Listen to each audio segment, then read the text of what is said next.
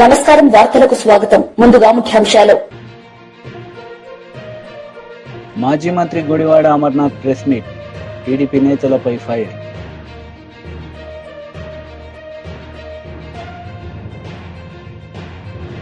దీక్షా దివాస్ లో పాల్గొన్న మాజీ మంత్రి కేటీఆర్, హరీష్ రావు. సీఎం రేవంత్ రెడ్డిపై విమర్శలు. మోసానికి, దౌర్జన్యానికి చొక్కా ప్యాంటు వేస్తే అచ్చం జగన్మోహన్ రెడ్డిలా ఉంటారని మాజీ మంత్రి డొక్కా మాణిక్య వరప్రసాద్ విమర్శించారు. సెకీ విద్యుత్ ఒప్పందానికి సంబంధించి అమెరికా కోర్టు వేసిన ఛార్జ్షీట్లో జగన్ తన పేరు లేదని బుకాయించడంపై ఆయన ఆగ్రహం వ్యక్తం చేశారు. సెకీ విద్యుత్ ఒప్పందం అంశంలో జగన్ ఎట్టి పరిస్థితుల్లోనే తప్పించుకోలేరని అన్నారు. సీఎంఓలో ఉన్న అధికారులకి మేము లంచాలు ఇచ్చామని చెప్పి న్యూయార్క్ కోర్టు ఛార్జ్షీట్లో ఉంటే ఆ ఛార్జ్షీట్లో నా పేరు లేదు అని అంటావేంటి? అదేంటి అంటే నీకు తెలియకుండా నీ ఆఫీసులో, నీ ఇంట్లో మీ సెక్రటరీ లేదు తింటారా? మీ ఆఫీసులో ఎవరు, మీ సీఎంఓ వాళ్ళు ఎవరన్నా వాళ్ళు తినేశారంట, వాళ్ళ మీద పెడతావా, లేకపోతే వాళ్ళని అరెస్ట్ చేయమంటావా? నువ్వు ఏంటి దుర్మార్గం? నేను తిన్నానని ధైర్యంగా చెప్పు. నువ్వు అంత అబద్ధాలు ఆడుతున్నావు, ఎంత మీడియా సాక్షిగా ఎంత అబద్ధాలు ఆడుతున్నావు? రాష్ట్ర ప్రజలకు ఎంత అంత అంత అంత అంత దుర్మార్గం చెప్పాల్సిన అవసరం నీకేమొచ్చింది? ఈ సెకీ ఒప్పందంలో మీరు తప్పించుకోలేరు. నువ్వు నిజంగా అమెరికా డబ్బులు తినకపోతే, అదాని డబ్బులు తినకపోతే నువ్వు అమెరికా పోయినా ఒకసారి, మీ పిల్లలు ఉన్నారు కదా, చూసిరాపో ఒకసారి. వస్తాం, మళ్ళీ వెనక్కి వస్తామో చూద్దాం. ఆంధ్రదేశంలో అదాని అంటే జగన్మోహన్ రెడ్డి గారి కంపెనీ, సొంత కంపెనీలే. నీ నిర్వాహకం వల్లనే, నీ వల్లనే ఈరోజు పీపీఎల్కి రద్దు చేయాలంటే చాలా ప్రొసీజర్ అడ్డం వస్తూ ఉంది. అందువల్ల నాగలపల్లి శ్రీకాంత్ నీ టైంలో విద్యుత్ శక్తి ఎలా ఉంది, ఎంత ఇబ్బందులు పడింది, ఎంత అవస్థ పడింది మనందరం చూసాం. అంతా సప్లయర్స్ అంతా భయపడి చచ్చారు, నీకు పే చేయలేక, నీకు మీ ముడుపులు కట్టలేక. చంద్రబాబు గారు ప్రభుత్వం వచ్చాక బాగా సప్లై బాగుంది, సప్లయర్స్ అంతా హ్యాపీగా ఉన్నారు. దాన్ని మెరిట్ని అప్రిషియేట్ చేసి నువ్వు ఏ విధంగా రేటు తగ్గించాలో నువ్వు సూచనలు ఇవ్వు, నీ ఎక్స్పీరియన్స్ షేర్ చేయి. అంతా దోచుకోవటమే, ప్రతి దాంట్లో దోచుకోవటమే. అందువల్ల నీది ఈస్ట్ ఇండియా కంపెనీ. క్రిస్టియానిటీ అంటే నువ్వు క్రిస్టియానిటీ మదర్ తెరిసే సేవ చేసే క్రిస్టియానిటీ కాదు నీది. నువ్వు east India company, warn Hastings లాగా దోచుకోవడానికి వచ్చిన కంపెనీ. మోసానికి, దౌర్జన్యానికి చొక్కా ప్యాంట్ వేస్తే అచ్చం జగన్మోహన్ రెడ్డి గారిలా ఉంటాడు. ఆ విధంగా నిన్న నువ్వు ప్రెస్ ముందు మాట్లాడావు. ఈ కల్లబల్లి కబుర్లు పెట్టి ఎలా దోచుకున్నావో ఆ దోచుకున్న డబ్బు చెల్లించు ప్రజలు. అదాని నుంచి విద్యుత్ కొనుగోళ్లలో వైఎస్ జగన్ కు లంచాలు ముట్టాయంటూ షర్మిల మాట్లాడడం విడ్డూరంగా ఉందని వైఎస్ఆర్సీపీ రాష్ట్ర అధికార ప్రతినిధి రాచమల్లు శివప్రసాద్ రెడ్డి అన్నారు. అదాని వ్యవహారంతో గత ఏపీ ప్రభుత్వానికి ఎలాంటి సంబంధం లేదని, విద్యుత్ కొనుగోళ్ల విషయంలో పత్రికల్లో వస్తున్న వార్తల్లో ఇసుమంత కూడా వాస్తవం లేదని అన్నారు. గురువారం రాచమల్లు శివప్రసాద్ రెడ్డి మీడియాతో మాట్లాడారు. స్టడీ చేసి అన్ని ఏర్పాట్లు చేసేవారు. ముందే ముఖ్యమంత్రి గారు మనకి సీజన్ వస్తుందంటే దానికి తగ్గ agriculture and civil supply departments తోటి మీటింగ్ పెట్టి అధికారులకు అందరికీ సూచనలు ఇచ్చి ఏ ఒక్క రైతు కూడా గిట్టుబాటు ధర కోల్పోకూడదు, ధాన్యం సకాలంలో చేరాలి, గన్నీ బ్యాగ్స్కి లోటు లేకుండా ఉండాలి, వెహికల్స్కి ఇబ్బంది లేకుండా ఉండాలి, వెహికల్స్ని ఏర్పాటు చేసి transport charges, gunny charges, labour charges అన్నీ కూడా ప్రభుత్వమే భరించి డైరెక్ట్ రైతు అకౌంట్లో పడేలాగా చేసిన ఘనత గత ప్రభుత్వం జగన్మోహన్ రెడ్డి గారి పరిపాలన. ఒక ఎగ్జాంపుల్ చూడండి. అంతకుముందు 5 సంవత్సరాలు చంద్రబాబు నాయుడు గారి పరిపాలనలో 17,94,000 మంది రైతుల వద్ద నుండి 2,65,00,000 మెట్రిక్ టన్నుల ధాన్యం కొనుగోలు చేసి 40,236 కోట్లు చెల్లించారు. అంటే చూడండి, 17,94,000 మంది రైతులు గత 2014 టు 2019. అదే మా ప్రభుత్వం గత జగన్మోహన్ రెడ్డి గారి హయాంలో 37,70,000 మంది రైతుల వద్ద నుండి 3,40,25,000 మెట్రిక్ టన్నుల ధాన్యం కొనుగోలు చేసి 65,225 కోట్లు చెల్లించాం. అంటే డబల్. రైతులు కూడా డబల్. ఇప్పుడు రైతులు ఎంత తేడా ఇది మీకు చెప్పుకొస్తున్నానంటే, గత ప్రభుత్వం ఒక పారదర్శకంగా ఈ క్రాప్ని నమోదు చేసి ఆ ఈ క్రాప్ ద్వారా కార్బన్ నాయిస్లో ఎన్ని ఎకరాలు వేశారు అనేది అన్ని లెక్కలు తీసుకుని ఆ లెక్కల ప్రకారంగా ఇన్ని వేల ఎకరాలు, ఇన్ని కోట్ల ఎకరాలని లెక్కల్లో ఉండి ఇవాళ ఈ క్రాప్ అన్నది లేదు, ఈ క్రాప్ అన్నది చేయలేదు, ఇన్సూరెన్స్ ఎలాగ చేయలేదు, కనీసం వాళ్ళు ఇస్తానన్న 20,000 రైతు భరోసాకు కూడా ఇవ్వలేదు. ఇవాళ ఈ రైతు ఇన్ని రకాల బాధలు పడటానికి కారణం గతంలో 17 లక్షల చిల్లర మంది రైతులు దగ్గర కొంటే మా ప్రభుత్వం 35 లక్షల చిల్లర మంది దగ్గర డబల్ కన్నా ఎక్కువ రైతుల దగ్గర కొంటే తేడా ఏంటంటే ఇప్పుడు మళ్ళీ అదే పరిస్థితి వచ్చేసింది, పాత పరిస్థితి. ఇవాళ రైతులు దళారికి అమ్ముకునే పరిస్థితికి వచ్చేసారు. దళారి, రైస్ మిల్లర్ కుమ్మక్కై ఇవాళ ప్రభుత్వం ఏర్పాటు ఏమి చేయకుండా, ప్రభుత్వం అధికారుల్ని పెట్టకుండా, గత ప్రభుత్వం అధికారులే ధాన్యం రాసుల దగ్గరికి వెళ్ళి శాంపిల్స్ తీసుకుని అది ధాన్యాన్ని తెప్పించుకుని ఆర్బీకే నుంచి మళ్ళీ మిల్లుకి వెళ్ళేటట్టు ఇక్కడ ఆఫీసర్స్ ఉండేవారు, అక్కడ మిల్లు దగ్గర ఆఫీసర్ ఉండేవారు, కస్టోడింగ్ ఆఫీసర్. వాళ్ళ ధాన్యాన్ని దింపుకుని వాళ్ళకి ఇబ్బంది లేకుండా చేసేవారు. డైరెక్ట్ ఏదైతే మద్దతు ధర ఉందో అది అకౌంట్లో పడేలా చేసేవారు. అల్గునూర్ చౌరస్తా కరీంనగర్ లో దీక్ష దివస్ కార్యక్రమంలో బీఆర్ఎస్ వర్కింగ్ ప్రెసిడెంట్ కేటీఆర్ పాల్గొన్నారు. ఈ సందర్భంగా ఆయన సీఎం రేవంత్ రెడ్డిపై పలు విమర్శలు చేశారు. 11 సీట్లనిచ్చి మా తెలంగాణ మాకు కావాలి అని స్పష్టంగా దేశ రాజకీయ వ్యవస్థకు చెప్పిండ్రు. కానీ కర్కశంగా ఇష్టం లేని పెళ్లి చేసిన, మొదటి దశ ఉద్యమంలో 370 మందిని కాల్చి చంపిన 11 మందిని ఆనాడు ఎంపీలను తెలంగాణ ప్రజలు గెలిపించిన వాళ్ళని తీసుకుపోయి మళ్ళొక్కసారి తెలంగాణ ప్రజల ఆకాంక్షను బేఖాతరు చేసింది కాంగ్రెస్ పార్టీ. 71 నుంచి 2001 దాకా 30 ఏళ్ల పాటు పెద్దలు, బుద్ధిజీవులు, ప్రొఫెసర్ జయశంకర్ లాంటి పెద్ద మనుషులు, ఆచార్య కొత్తపల్లి జయశంకర్ గారు లాంటి పెద్దలు, విద్యాసాగర్ రావు గారు లాంటి నిపుణులు, అదేవిధంగా ఇంకా కవులు, కళాకారులు, విద్యావంతులు, టీచర్లు కావచ్చు, ఉద్యోగులు కావచ్చు, వాళ్ళు కాపాడుకున్నారు. ఎప్పుడన్నా ఎవరన్నా రాకపోతారా, మళ్ళొక్కసారి తెలంగాణ ఉద్యమం రగలకపోతుందా అని చెప్పి ఎదురు చూస్తున్నప్పుడు కలిసి వచ్చే కాలానికి నడిసొచ్చే కొడుకు అన్నట్టు అప్పుడు వచ్చిండు మన నాయకుడు గులాబీ జెండా ఎగరవేస్తూ కేసీఆర్ గారు.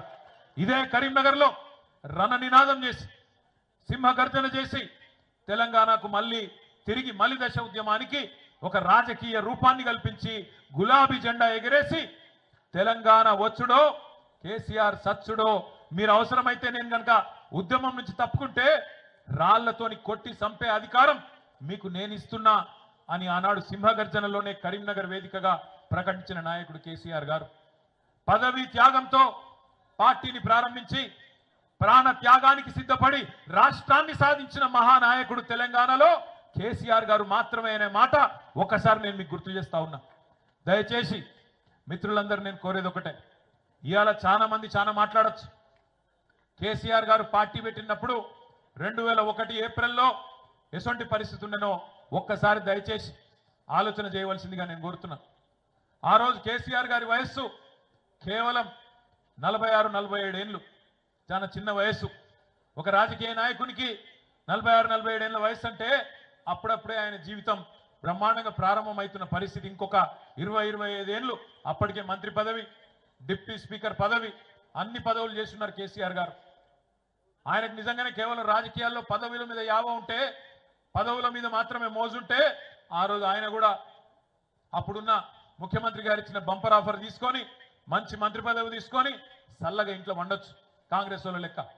కానీ అట్లా కాకుండా అన్నిటికీ తెగించి తెలంగాణ నాయకులంటేనే తెలంగాణ ఉద్యమాన్ని పదవుల కోసం తాకట్టు పెడతారనే బదనాం ఏదైతే తెలంగాణ సమాజంలో ఉండేనో దాన్ని దూరం చేయాలని చెప్పి పదవి త్యాగంతోనే ఆనాడు తెలంగాణ రాష్ట్ర సమితి అనే పార్టీని ఆనాడు ఆవిర్భావం రోజే 3 పదవులకు కూడా రాజీనామా చేసిండు కేసీఆర్ గారు.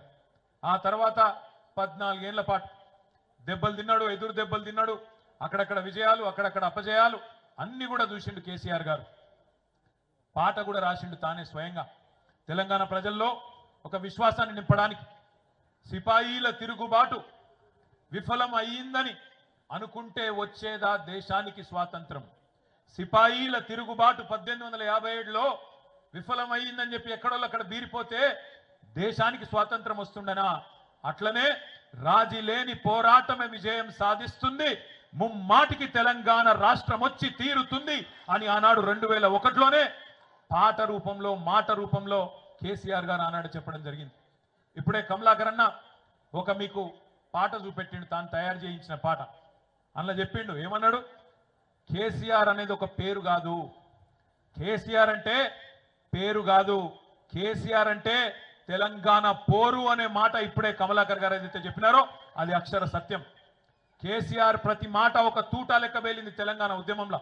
2001 నుంచి 14 దాకా ఒక ఉత్కృష్టమైన ప్రజాస్వామిక ఉద్యమానికి రాజకీయ రూపు కల్పించి తెలంగాణ ప్రజలను ఒక రాజకీయ శక్తిగా మలిచి అద్భుతంగా ఈరోజు తెలంగాణ సాధన జరిగింది అంటే దానికి కారణం ఖచ్చితంగా 3. ఒకటి కేసీఆర్ నాయకత్వం, రెండోది విద్యార్థి అదేవిధంగా పోరాట వీరుల అమరత్వం, మూడవది కాంగ్రెస్ పార్టీ కర్కశత్వం. కేసీఆర్ నాయకత్వం, విద్యార్థుల పోరాట వీరుల అమరత్వం, కాంగ్రెస్ కర్కశత్వం, ఈ మూడింటి వల్ల తెలంగాణ ప్రజలు. బీజేపీ లీడర్ కోసం వెంకటేశ్వర్లు మీడియా సమావేశం నిర్వహించారు. ఈ సందర్భంగా ఆయన మాట్లాడారు.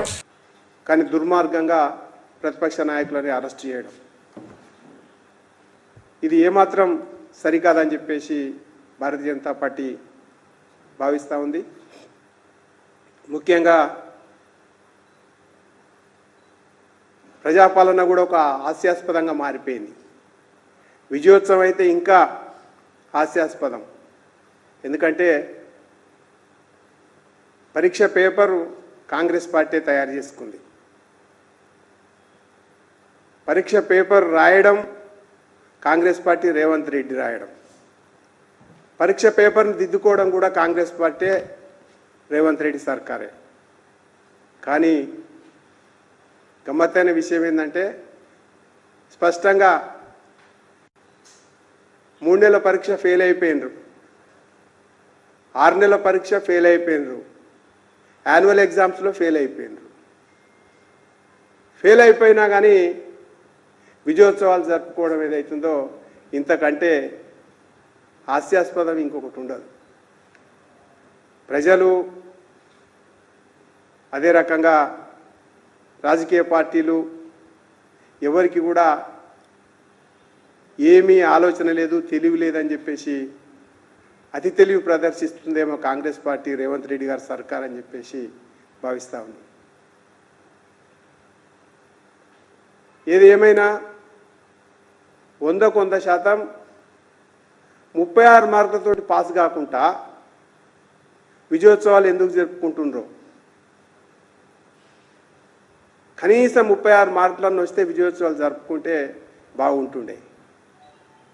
కానీ ఇవాళ 36% అంటే 36 మార్కులు కనీస మార్కులు రాకుండా ఏడాది పరీక్షల ఫెయిల్ అయిపోయి ఇవాళ విజయోత్సవాల పేరు మీద ప్రజల దగ్గరికి పోతా ఉన్నారు. కాబట్టి దీన్ని మేము తీవ్రంగా వ్యతిరేకిస్తూ ఉన్నాం. అడుగున గత ప్రభుత్వం ఏదన్నా నాయకుడు కేసీఆర్ లేకపోతే కేటీఆర్ రాజు వేడల సభకు అని చెప్పేసి బయటికి పోతే అరెస్టుల పర్వం స్టార్ట్ అవుతుండే. ఇవాళ రేవంత్ రెడ్డి సర్కార్ కూడా అందుకు మినహాయింపు కాకుండా అక్రమ అరెస్టులని ఇష్టానుసారంగా చేస్తూ ఉన్నారు.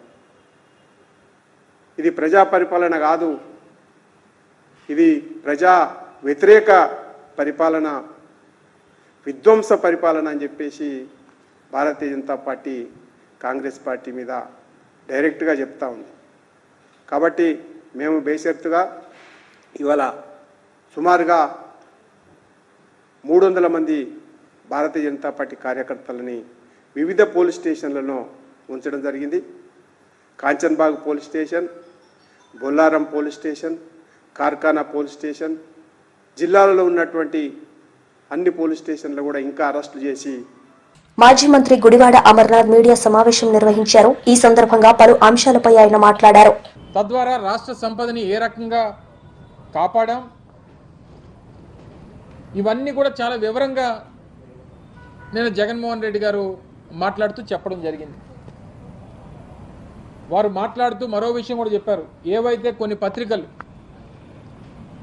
పని కట్టుకొని జగన్మోహన్ రెడ్డి గారి మీద చేస్తున్నటువంటి ఈ దుష్ప్రచారాన్ని ఆపకపోతే, 48 గంటల్లో క్షమాపణలు చెప్పకపోతే 100 కోట్ల మేర డిఫమేషన్ సూట్ కూడా వేస్తామన్నటువంటి మాట నిన్న జగన్మోహన్ రెడ్డి గారు చెప్పడం జరిగింది. అయినప్పటికీ వారు అంత సవివరంగా పత్రికా సమావేశంలో వాస్తవాలన్నింటినీ కూడా ప్రజల ముందు పెట్టినా సరే, మళ్ళీ ఈరోజు ఆ పత్రికలు వక్రీకరిస్తూ సరైనటువంటి సమాచారంతో నిన్న జగన్మోహన్ రెడ్డి గారు ప్రజల ముందుకు తీసుకొచ్చినప్పటికీ సమాచారాన్ని మళ్ళీ దాన్ని వక్రీకరిస్తూ ఈరోజు మళ్ళీ వారి పత్రికల్లో ప్రధానమైనటువంటి ఎజెండాగా ఈ వార్తని క్యారీ చేస్తూ మళ్ళీ ఈరోజు దుష్ప్రచారం చేసేటువంటి ప్రయత్నం చేశారు. అయితే నిన్న వారు మాట్లాడినటువంటి మాటలకి ఇది చంద్రబాబు నాయుడు గారు అలాగే తెలుగుదేశం పార్టీ గెజెట్ పేపర్లు, మేము ఇప్పుడు కాదు అనేక సంవత్సరాలుగా మేము పార్టీ పెట్టినటువంటి నాటి నుండి జగన్మోహన్ రెడ్డి గారు కాంగ్రెస్ పార్టీని విడిచి బయటకు వచ్చి వైఎస్ఆర్ కాంగ్రెస్ పార్టీ స్థాపించిన దగ్గర నుంచి జగన్మోహన్ రెడ్డి గారి మీద దుమ్మెత్తి పోస్తున్నటువంటి పత్రికలు, ప్రధానంగా ఈనాడు, ఆంధ్రజ్యోతి. నిన్న జగన్మోహన్ రెడ్డి గారు మాట్లాడుతూ విద్యుత్ కొనుగోలు ఒప్పందం సెక్కి రాష్ట్ర ప్రభుత్వం డిస్కమ్ల మధ్య జరిగింది, మధ్యలో దళారీ లేడు, ఎక్కడా థర్డ్ పార్టీ లేదు, అలాంటి అప్పుడు అవినీతికి అవకాశం ఎక్కడా అనేటువంటి మాట నిన్న జగన్మోహన్ రెడ్డి గారు చెప్పడం జరిగింది. చెప్తూ దానికి సంబంధించినటువంటి సమాచారాన్ని కూడా వారు చూపిస్తూ ఇది solar energy corporation of India అంటే సెక్కి అనేటువంటి కేంద్ర ప్రభుత్వానికి సంబంధించినటువంటి సంస్థ సెప్టెంబర్ 15, 2021 సంవత్సరంలో రాష్ట్ర ప్రభుత్వానికి విద్యుత్ కొనుగోలు విషయంలో ₹2.49 యూనిట్ ధరని కేటాయిస్తూ మీరు కొనుగోలు చేసుకునేటువంటి దానికి ఇది మంచి అవకాశం అనేటువంటి విషయాన్ని చెప్తూ ఆ రోజు అప్పుడున్నటువంటి మా ప్రభుత్వాన్ని, ఆ రోజు మేము చేస్తున్నటువంటి కార్యక్రమాలని వారు కీర్తిస్తూ ఇచ్చినటువంటి ఒక ఆఫర్ 6,400 మెగావాట్లకు సంబంధించి ₹2.49 కిలోవాట్ పర్ అవర్ ఆ రేట్ని మెన్షన్ చేస్తూ ఇచ్చినటువంటి వారు ఇచ్చినటువంటి ఆఫర్. ఈ ఈనాడు, ఆంధ్రజ్యోతి మొన్న పత్రికల్లో ఏం రాసినాయి, సెప్టెంబర్ 15వ తారీఖున లేఖ వస్తే 24 గంటలు గడవక ముందే వారితో ఒప్పందం చేసుకున్నాం అనేటువంటి ఒక తప్పుడు ప్రచారాన్ని మా ప్రభుత్వం మీద, మా పార్టీ మీద చేశారు. సెప్టెంబర్ 15వ తారీఖున లెటర్ రావడం వాస్తవం. సెప్టెంబర్ 16వ తారీఖున ఆ రోజు కేబినెట్ సమావేశం ఉండడం వాస్తవం. ఆ రోజు వచ్చినటువంటి ముందు రోజు వచ్చినటువంటి లేఖని మరుసటి రోజు జరిగినటువంటి కేబినెట్ సమావేశంలో దాన్ని టేబుల్ ఎజెండాగా తీసుకొని వచ్చి ఇలాగా మనకి కేంద్ర ప్రభుత్వ సంస్థ నుంచి ఒక ఆఫర్ వచ్చింది, ఇది మంచి ఆఫర్గా ఉంది, సో దీని మీద కౌన్సిల్ ఆఫ్ మినిస్టర్స్గా మనం ఒక నిర్ణయం తీసుకోవాలి, తీసుకునే ముందు సంబంధించినటువంటి అధికారులతో ఒక అధ్యయనం చేయించి అధ్యయనంలో ఏవైతే లోటుపాట్లు ఉన్నాయో ఆ లోటుపాట్లన్నీ కూడా చూసిన తర్వాత దీని మీద నిర్ణయం తీసుకుందామని చెప్పి ఒక కమిటీని సంబంధించినటువంటి అధికారులందరినీ కూడా దీని మీద అధ్యయనం చేయమని చెప్పినటువంటి మాట సెప్టెంబర్ 16 జరిగినటువంటి కేబినెట్ సమావేశంలో జరిగింది. ఎక్కడా కూడా ఆ రోజు నిర్ణయం తీసుకోవాలా. మీరు చేసినటువంటి తప్పుడు ప్రచారం ఆ రోజు ఎక్కడా కూడా కేబినెట్ నిర్ణయం తీసుకోలేదు, దీని మీద అధ్యయనం చేసి లోటుపాట్లన్నీ కూడా పరిశీలించమని చెప్పింది. దానికి సెప్టెంబర్ 16వ తారీఖు అయిపోయిన తర్వాత అక్టోబర్ 20 సిద్దిపేటలో దీక్షా దివస్ కార్యక్రమంలో మాజీ మంత్రి ఎమ్మెల్యే హరీష్ రావు పాల్గొన్నారు. ఈ సందర్భంగా ఆయన మాట్లాడారు. ఆ పుస్తకంలో ఆయన ఏం రాస్తాడంటే కేసీఆర్ గురించి, నేను కేసీఆర్ గారిని ఏ శాఖ కావాలి అని అడిగితే నాకు తెలంగాణ శాఖ కావాలి, నేను శాఖ కోసం రాలేదు, మంత్రి పదవి కోసం రాలేదు అని చెప్పిన ఒక నాయకుడు కేసీఆర్ అని చెప్పి ఆ పుస్తకంలో రాశాడు. రాస్తూ కేసీఆర్ లో నేను ఆ నిబద్ధత చూశాను. ఈనాటి రాజకీయ నాయకుల్లో నాకు ఈ శాఖ కావాలి, నాకు పెద్ద మంత్రి పదవి కావాలనే రోజుల్లో నాకు శాఖే వద్దు అన్న ఒక నిబద్ధతను కేసీఆర్ లో చూశాను అని తన పుస్తకంలో రాశాడు ప్రణబ్ ముఖర్జీ గారు. అంతేకాదు, నా లక్ష్యం తెలంగాణ, నాకు తెలంగాణ కావాలి, మీరు ఏ శాఖ ఇచ్చినా నాకు పర్వాలేదు, కానీ నాకు తెలంగాణ ముఖ్యమనేటువంటి మాట కేసీఆర్ చెప్పిండు. ఇది కేసీఆర్ లో ఉన్నటువంటి కమిట్మెంట్ అనేటువంటి మాట ప్రణబ్ ముఖర్జీ గారు తన పుస్తకంలో తాను రాసినటువంటి మాట. ఈ మాట అంటే అంత పోరాటం. ఇవాళ ఎవడెవడో కేసీఆర్ గురించి మాట్లాడుతున్నాడు, తలకు మాసినోడల్లా మాట్లాడుతుండు. నిజంగా కేసీఆర్ గారు అంత నిబద్ధతతో పనిచేయకపోతే ఇవాళ తెలంగాణ వచ్చినా? ఇప్పుడు నేను చెప్తున్న మాటలు మనం చెప్పుకున్నది కాదు, కాంగ్రెస్ పార్టీ అగ్ర నాయకుడు భారత రాష్ట్రపతి ప్రణబ్ ముఖర్జీ చెప్పిన మాట. కేసీఆర్ నీతి, నిజాయితీ, నిబద్ధత గురించి ఆ రోజు ఆయన చెప్పిన మాట నేను ఈరోజు గుర్తు చేస్తా ఉన్నా. అయినా కాంగ్రెస్ పార్టీ ఏం చేసిందో మనకు తెలుసు. 2004 నుంచి 9 దాకా అధికారంలో ఉంది. కామన్ మినిమం ప్రోగ్రామ్ లో పెట్టింది, రాష్ట్రపతి నోట చెప్పింది. ఎన్నిసార్లు అడిగినా తెలంగాణ ఇవ్వకపోవడం.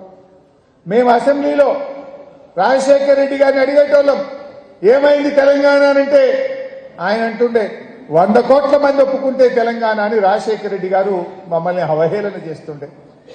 మేము అసెంబ్లీలో గట్టిగా నిలదీస్తే ఏం తెలంగాణ అడుగుతున్నది ఇంతగానం, ఇయ్యడానికి ఏమన్నా సిగరెట్టా, బీడీయా అని రాజశేఖర రెడ్డి గారు మమ్మల్ని అవహేళన చేస్తూ ఉండే. రకరకాలుగా అప్పట్లో ఏం మాట్లాడినా ఇదే రాజశేఖర రెడ్డి గారు ఆంధ్రాకు పోయి ఆంధ్ర ప్రజల్ని రెచ్చగొట్టిండు. హైదరాబాద్ వాళ్ళకి పాస్పోర్ట్ కావాలి, వీసా కావాలి అని అక్కడ ఆంధ్ర ప్రజల్ని రెచ్చగొట్టే విధంగా మాట్లాడుతుండే. ఎన్నో అవమానాలు అయినా పోరాటం చేసినాం. మన పార్టీ మీద గెలిచిన ఎమ్మెల్యేలను ఆ రోజే రాజశేఖర రెడ్డి గారు బీఆర్ఎస్ పార్టీని లేకుండా చేయాలని, టీఆర్ఎస్ పార్టీని ఖతం చేయాలని మన ఎమ్మెల్యేలను కాంగ్రెస్ లో కలుపుకున్నాడు రాజశేఖర రెడ్డి గారు. అయినా కేసీఆర్ గారు అదే పోరాటం, అదే స్ఫూర్తితో ముందుకు పోయినాం. కాంగ్రెస్ ఇస్తానన్న తెలంగాణ ఇవ్వకపోతే కేసీఆర్ గారు కేంద్ర మంత్రి పదవికి రాజీనామా చేశారు. అయినా కాంగ్రెస్ లో చలనం రాలేదు. 2008లో కాంగ్రెస్ పార్టీకి బుద్ధి రావాలని, సోయి రావాలని ఎంపీ పదవులకు రాజీనామా చేసినాం. రాష్ట్రంలో కేసీఆర్ గారి ఆదేశంతో ఎమ్మెల్యే పదవులకు కూడా రాజీనామా చేసి మళ్లీ ఉద్యమంలోకి పోయినాం. గడ్డిపోచల్లాగా పదవులు త్యాగం చేసిన పార్టీ బీఆర్ఎస్ పార్టీ. ఆనాడు సిద్దిపేటలో, దుబ్బాకలో రామలింగన్న, సిద్దిపేటలో నేను, మెదక్లో పద్మా గారు మన జిల్లాలో, కేసీఆర్ గారు కరీంనగర్ ఎంపీ. ఇట్లా ఎంతో మంది రాజీనామా చేసి మళ్లీ ఉద్యమాన్ని రగిలించే ప్రయత్నం చేశాం. అన్ని ప్రయత్నాలు చేశాం. అనకాపల్లి జిల్లా మాడుగులలో 12 అడుగుల భారీ గిరినాగును చూసి ప్రజలు భయాందోళనకు గురయ్యారు. దీంతో స్నేక్ క్యాచర్స్ కి సమాచారం ఇవ్వడంతో కింగ్ కోబ్రాను పట్టుకుని అడవిలో వదిలేశారు స్నేక్ క్యాచర్స్.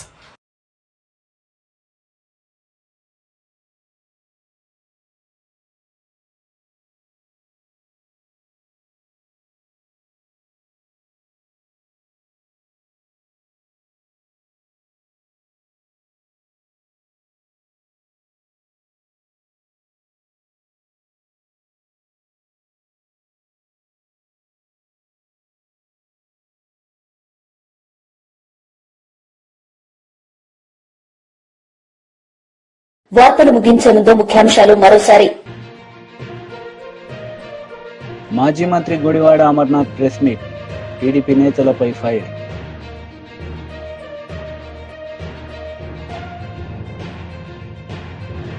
దీక్షా దివాస్ లో పాల్గొన్న మాజీ మంత్రి కేటీఆర్ హరీష్ రావు. సీఎం రేవంత్ రెడ్డిపై విమర్శలు. ఈ వార్తలు ఇంతటితో సమాప్తం. తిరిగి ప్రసారమయ్యే వార్తల్లో మళ్లీ కలుద్దాం. అంతవరకు సెలవు. నమస్తే.